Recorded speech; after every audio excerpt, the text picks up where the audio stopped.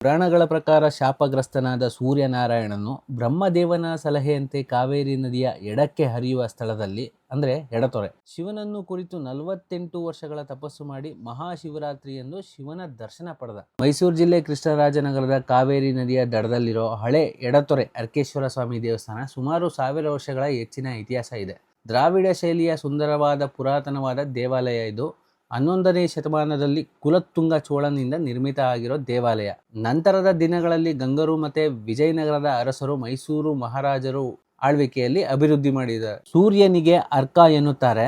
ಸೂರ್ಯನು ಪ್ರತಿಷ್ಠಾಪಿಸಿದ ಶಿವಲಿಂಗವಾದ್ದರಿಂದ ಅರ್ಕೇಶ್ವರ ಸ್ವಾಮಿ ಅನ್ನೋ ಹೆಸರು ಬಂದಿದೆ. ಶಿವರಾತ್ರಿಯ ದಿನ ಸೂರ್ಯನ ಕಿರಣಗಳು ನೇರವಾಗಿ ಗರ್ಭಗುಡಿಯ ಶಿವಲಿಂಗದ ಮೇಲೆ ಬೀಳುವುದು ಇಲ್ಲಿನ ಅತ್ಯಂತ ವಿಸ್ಮಯಕಾರಿ ಮತ್ತೆ ವಿಶೇಷ. ಈ ದೇವಾಲಯ ವಿಶಿಷ್ಟವಾದ ದ್ರಾವಿಡ ಶೈಲಿಯ ಕಲ್ಲಿನಿಂದ ನಿರ್ಮಾಣ ಮಾಡಿದ್ದಾರೆ. ಇಲ್ಲಿ ಪ್ರತಿ ವರ್ಷ ಜನವರಿ ಫೆಬ್ರವರಿ ಮಾಘ ಮಾಸ ತಿಂಗಳುಗಳದು ರಥಸಪ್ತಮಿ ಎಂದು ಅದ್ದೂರಿ ಜಾತ್ರೆ ಮತ್ತೆ ರಥೋತ್ಸವ ನಡೆಯುತ್ತೆ. 1920ರ ದಶಕದಲ್ಲಿ ಕಾವೇರಿ ಪ್ರವಾಹದಿಂದ ಎಡತೊರೆ ಗ್ರಾಮ ಹಾನಿಗೊಳಗಾಗಿತ್ತು. ನಂತರ ಹೊಸ ಕೃಷ್ಣರಾಜನಗರ ಪಟ್ಟಣ ನಿರ್ಮಾಣ ಆಯಿತು. ಆದರೂ ಹಳೆಯ ಎಡಕುತೊರೆಯಲ್ಲಿ ಈ ದೇವಾಲಯ ಇಂದಿಗೂ ಭಕ್ತರ ಆರಾಧ್ಯ ಕೇಂದ್ರ ಆಗಿದೆ. ಇಲ್ಲಿನ ಕಾವೇರಿ ನದಿಯಲ್ಲಿ ಪವಿತ್ರ ಸ್ನಾನ ಮಾಡಿ ಅರ್ಕೇಶ್ವರನ ದರ್ಶನ ಮಾಡಿದ್ರೆ ಚರ್ಮ ವ್ಯಾಧಿಗಳು ವಾಸಿಯಾಗುತ್ತೆ ಅನ್ನೋ ಬಲವಾದ ನಂಬಿಕೆ ಇದೆ. ಸೂರ್ಯನಾರಾಯಣನು 48 ವರ್ಷಗಳ ಕಾಲ ತಪಸ್ ಮಾಡಿರೋದ್ರಿಂದ 48 ಲಿಂಗಗಳನ್ನ ಇಲ್ಲಿ ಪ್ರತಿಷ್ಠಾಪನೆ ಮಾಡಿದ್ದಾರೆ.